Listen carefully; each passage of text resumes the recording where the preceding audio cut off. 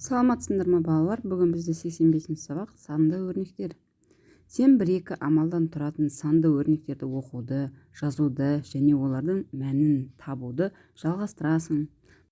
Бірінші есеп өрнектерді жаз және олардың мәнін тап. А есеп 9 пен 2-ның көбейтіндісі. 9 пен 2-ның көбейтіндісі 18.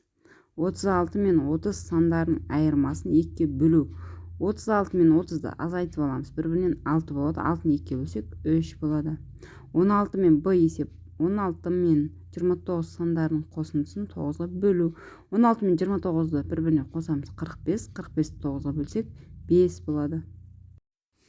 Екінші есеп санды өрнектерді оқы, амалдардың орындалу ретін анықтап, мысалдарды шығар. 13-тен азайтамыз 4-ті, 4 бөлінген 2. 4 пен 2-ні бөліп аламыз 2 болады. 13-тен 2-ні азайтсақ 11.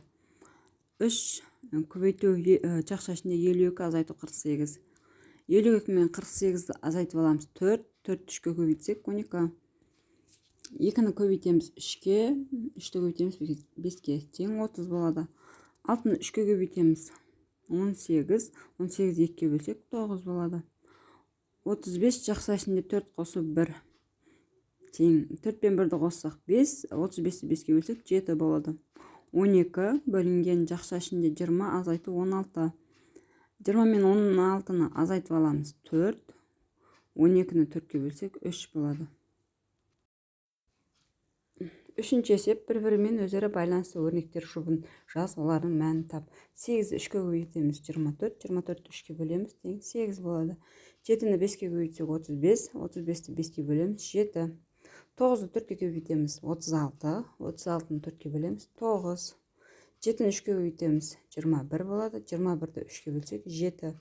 5-ті 3-ке көбейтеміз 15. 15-ті 3-ке бөлеміз 5 болады. Келесі төртінші есеп. Есепті кесте құрып шығар. Мектепте дәрумендердің пайдасы тақырыбында сайыс өтті. Оған әр сыныптан 6 оқушыдан 3 сыныптың оқушылары қатысты. Сайысқа неше оқушы қатысты?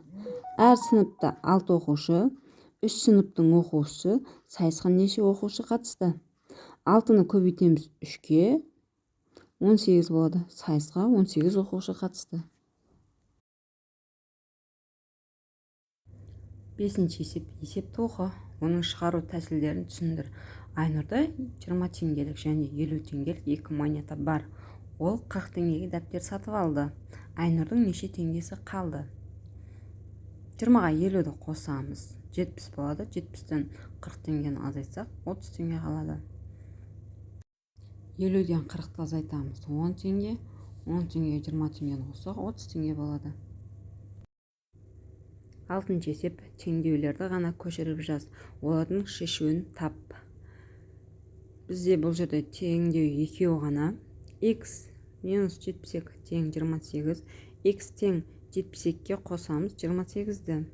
X тең 72-ке 28-ді қоссақ 100 болады. 100-ден азайтамыз 72-ні тең 28. 28 тең 28. 500-ге қосамыз X тең 900. X тең 900-ден азайтамыз 500-ді. X тең 400 болады. Енді теңдеуіміз дұрыс шыққанын тексеру үшін 400-ге 500-ді қосамыз. Тең 900. 900 тең 900 болады. Жетінші есеп. Өрнектерді жаз. Олардың мәнін тап. 45-ті 4 пен 1-дің қосындысына бөлу. 4 пен 1-ді қосамыз 5. 45-ті 5-ке бөлсек 9 болады. 43 санынан 36 мен 4-дің бөлінісін азайту дейді. 36-ны 4-ке бөлеміз 9. 43-тен 9-ды азайтамыз 34 болады. 8-ші есеп. Шаруа егістіктен көкөністер жиналды. Осы туралы мәліметтер дөңгелек диаграммада көрсетілген. Сөйлемдерді толықтыр. Диаграмма бойынша өзің ақиқат пікірлер құр дейді. Ең көп жиналған ол картоп. Сәбіз қызанақтан қарағанда көп жиналды, бірақ орам жапырақ аз жиналды. Осымен сабағымыз аяқталды балалар. Осы каналға тіркеліп кетіңіздер.